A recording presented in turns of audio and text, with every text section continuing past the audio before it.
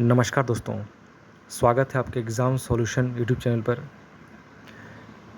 JPSC paper 2 में परंपरागत शासन व्यवस्था के अंतर्गत कल हमने मुंडा शासन व्यवस्था को कवर किया और आज की जो वीडियो है इस पे हम नागवंशी शासन व्यवस्था को देखेंगे। तो वीडियो को पूरा देखें। देखिए, पहला है कि नागवंशी शासन व्यवस्था जो है इसके संस्थापक कौन थे। तो पहला आपका प्रश्न हो गया, इसका उत्तर है फनी मुकुट राय। ठीक है, फनी मुकुट राय इसके संस्थापक थे। तो फनी मुकुट राय द्वारा नागवंश शासन व्यवस्था का प्रारंभ किया गया था कब? 64 ईस्वी में। ठीक है, यहाँ पर दो प्रश्न आपका आ गया कि नागवंशी शासन व्यवस्था का संस्थापक कौन थे? फनी मुकुट राय। और कब प्रारंभ किया था? 64 ईस्वी में। फनी मुकुट राय ने सुतियांबे को अपनी राजधानी बनाया था, सुतियांबे को। ठीक है, ऐसा प्रश्न पूछे जाते हैं। नागवंशी क्षेत्र में मुगलों के बढ़ते प्रभाव के कारण नागवंशी शासन मुगलों को नजराना देने के लिए बाध्य हुए।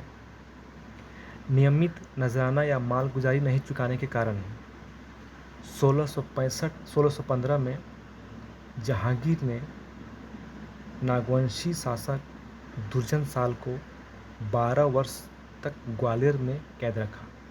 ये प्रश्न पूछा जाता है, ठीक है, कि दुर्जन साल जो थे नागवंशी शासक, उसे किसने कैद किया था? तो जहांगीर ने कैद किया था, 12 वर्ष तक कैद किया था। कब कैद किया गया था? 1615 में कैद किया था। कहाँ पर कैद किया था? ग्वालियर किले में। देखिए, इसमें 4 प्रश्न आपका आ गया।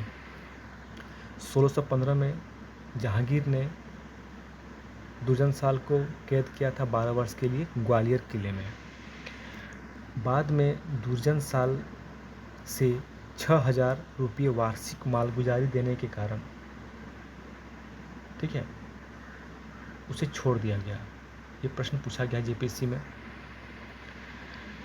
दुर्जन साल को हीरे की अच्छी परख थी, इसी कारण जहांगीर ने दुर्जन साल को शाह की उपाधि दी थी। देखिए, एक प्रश्न यहाँ पर आ गया, शाह की उपाधि किसने दी थी और किसको?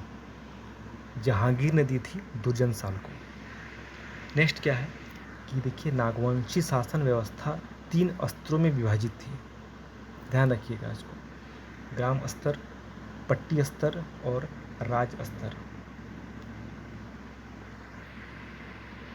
प्रश्न पूछा जाएगा कि नागवंशी शासन व्यवस्था कितने स्तरों में विभाजित थी? तो 3 स्तरों में विभाजित थी। ग्राम स्तर पर 12 अधिकारियों का वर्णन मिलता है जो विभिन्न क्षेत्रों की जिम्मेदारियों का निर्वहन करते थे। ग्राम स्तर पर महतो गांव का महत्वपूर्ण व्यक्ति कहलाता था, महतो। ठीक है। पट्टी स्तर में क्या था? नागवंशी राजाओं ने जनता से कर वसूलना प्रारंभ किया और इसे कर वसूलने की जिम्मेदारी परहा प्रमुख मानकी को दिया गया था। ठीक है, कल हमने देखा था पढ़ा के बारे में। नागवंशी शासन काल में मानकी को ही भूंयहर कहा जाने लगा। यहाँ ध्यान दीजिएगा। ठीक है, नागवंशी शासन व्यवस्था में प्रशासन का प्रमुख जागीरदार होता था। अब देखेंगे राज्य स्तर। 1773 में विठली को छोटानागपुर का कलेक्टर बनाया गया, 1773 में। ठीक है, विठली को। इसके बाद 1793 में लॉर्ड कॉर्नवालिस द्वारा नियमित कर वसूली के लिए अस्थायी बंदोबस्त लागू किया गया। काफ़ी इंपॉर्टेंट है, ध्यान रखिएगा। कॉर्नवालिस द्वारा, ठीक है, अस्थायी बंदोबस्त लागू किया गया। इसके साथ ही नागवंशी राजाओं को ज़मींदार बना दिया गया। ज़मींदारी व्यवस्था लागू होने के बाद अब नागवंशी राजा को महाराजा कहा जाने लगा। तो ये तो था आपका नागवंशी शासन व्यवस्था के अंतर्गत। ठीक है, आगे जब हम झारखंड के क्षेत्रीय राजवंश को पढ़ेंगे तब नागवंशी शासन व्यवस्था के सभी राजाओं के बारे में जिक्र करेंगे, पढ़ेंगे, ठीक है। उस वक्त हम विस्तार से पढ़ेंगे।